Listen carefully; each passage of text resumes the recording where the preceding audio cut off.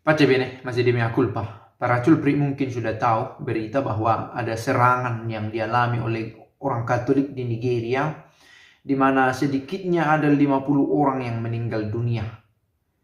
Gereja Katolik di satu keuskupan di negara bagian Ondo diserang oleh seorang teroris. Motifnya belum jelas, maka jangan juga langsung mengarahkan perhatian pada agama tertentu. Dan tidak ada pastor yang disekap, yang ditangkap oleh pelaku itu. Karena katanya ada informasi yang salah yang mengatakan bahwa pastornya juga ditangkap. Tetapi dikatakan oleh kantor berita Vatikan tidak ada pastor yang ditangkap dan motif pelaku belum jelas. Nah, tetapi yang pasti sedikitnya 50 orang meninggal dan kebanyakan anak-anak di gereja Katolik ketika merayakan Pentakosta. Kemarin ketika di Vatikan diselenggarakan perayaan Ekaristi Minggu Pentakosta, belum dibahas soal ini, dan Paus juga tidak menyinggung ini dalam dua Angelus sebagaimana biasa dilakukan pada hari Minggu. Nah, menjadi pertanyaan penting, mengapa seseorang sampai hati untuk melakukan serangan semacam ini? Sampai hati membunuh, melakukan kekerasan, bukan hanya sekedar kekerasan memukul, tapi menghabisi nyawa orang. Mengapa ada tindakan disorientasi semacam ini? Pasti dia dicoki oleh pengetahuan yang keliru atau ajaran yang keliru, atau tidak ada ajaran yang baik yang diinstal ke dalam pemikirannya. Menjadi berarti bacaan Injil pada hari kemarin menjadi lebih mendalam kita maknai dengan merenungkan peristiwa ini. Pertama, sebelum sampai ke sana, pantaslah kita sampaikan doa. Turut berduka ini bukan duka dari orang Nigeria saja, tetapi duka kita semua. Juga bagi kita umat Katolik di Indonesia, meskipun sebagai jumlah kita tidak banyak, tetapi perjuangan kita untuk tetap beriman, saya pikir selalu berhadapan dengan ujian. Perjuangan kita itu selalu berhadapan dengan tantangan, dengan kesulitan. Terlebih dengan situasi aktual kita di Indonesia. Nah, semoga beristirahatlah dalam damai jiwa orang-orang yang menjadi korban, dan semoga lekas sembuh yang menderita, terutama bukan hanya luka tetapi juga ketakutan, trauma yang dialami umat beriman. Susah dibayangkan bila itu terjadi di antara kita, tetapi menjadi kenyataan di Nigeria. Bacaan kemarin, jika kamu mengasihi aku, kau akan mengikuti perintahku. Jika kamu mengasihi aku, sebuah orientasi yang ditawarkan. Melakukan apa yang baik menjadi berdasar kalau kita mengasihi Kristus. Ini menjadi kompas, penunjuk arah mau menjadi orang seperti apa, begitu ya. Beragama Katolik tidak menjamin kita menjadi orang baik seumur hidup kita. Tidak. Dan itu sudah terbukti. Banyak juga orang-orang yang melakukan kejahatan dan mengaku diri sebagai Katolik. Tetapi kalau kita berusaha mengasihi dia, kita terbantu untuk lebih mengarahkan perhatian kita pada perbuatan baik.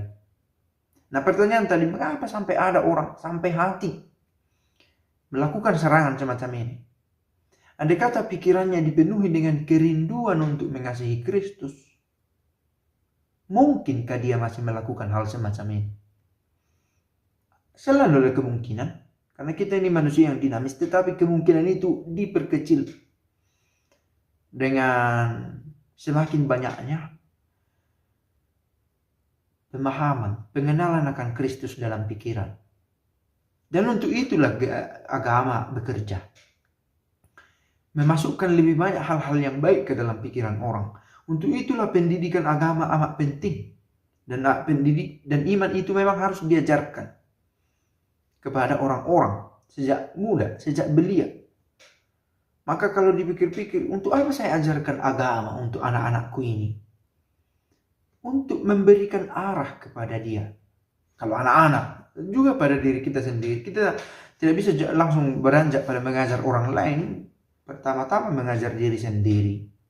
Mengapa saya harus lebih banyak mengulang-ulang kisah-kisah kebaikan dari Yesus dalam pikiran saya, dalam pikiran kita, supaya terjaga orientasi.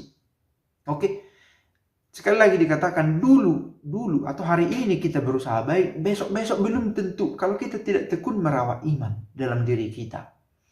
Nah, toh sebagai orang tua, sebagai pastor, sebagai orang beriman yang menyebut diri beriman sampai usia besar begini, usia dewasa begini, kita diminta untuk terus melatih diri untuk beriman setiap hari, untuk mengarahkan perhatian pada Kristus, mengenal Dia, dan membiarkan Roh Kudus berkarya dalam diri kita dengan merawat iman yang kita miliki. Kita kadang tidak tahu mau berbuat apa. Kita tahu berbuat baik itu yang perlu, tapi kadang kita tidak tahu bagaimana buahnya. Apa yang harus saya lakukan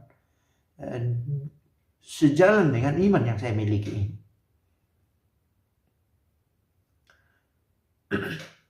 Menarik untuk saya kemarin dalam misa di Basilika, saya melihat ada seorang bapak yang melipat tangannya dan di dalam tangannya ada tangan anaknya. Dia lipat juga dan membisikkan kepada anaknya dua-dua yang mereka ucapkan.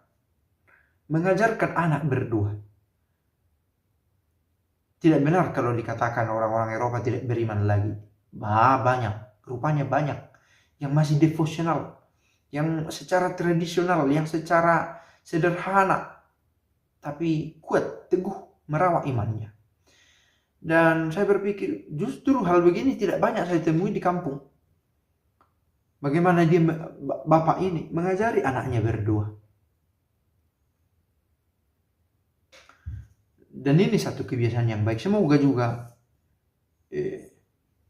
cara beriman seperti ini tidak luntuh, diteruskan, sehingga di kemudian hari sangat kecil kemungkinan ada anak yang setelah menjadi besar membuat tindakan seperti yang dilakukan oleh penyerang ini.